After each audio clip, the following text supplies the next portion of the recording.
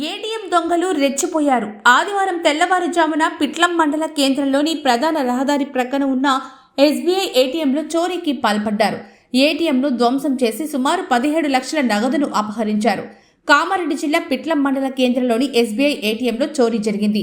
ఆదివారం తెల్లవారుజామున ముఖానికి మాస్క్ ధరించిన దుండగుడు ఏటీఎంలోకి ప్రవేశించాడు. ముందుగా ఏటీఎంలోని సీసీ కెమెరాపై స్ప్రే చేసిన అనంతరం గ్యాస్ కట్టర్ సహాయంతో ఏటీఎంను ధ్వంసం చేశారు. అందులో ఉన్న సుమారు 17 లక్షల భారీ నగదును అపహరించారు. ఘటనా స్థలానికి చేరుకున్న పోలీసులు కేసు నమోదు చేసి వివరాలను సేకరిస్తున్నారు. అయితే గతంలో బిచ్కుంద పట్టణంలో సైతం ఏటీఎం మిషన్ను ఇదే విధంగా ధ్వంసం చేసిన ఘటన జుక్కల్ నియోజకవర్గంలో జరిగిన పరిస్థితి ఉంది. 161 జాతీయ రహదారి పక్కన ఉన్న పట్టణాల్లోని ఏటీఎం యంత్రాలను లక్ష్యంగా చేసుకున్న దుండగులు రెచ్చిపోతూ ఉండడం ఇప్పుడు పోలీసులకు సవాలుగా మారింది.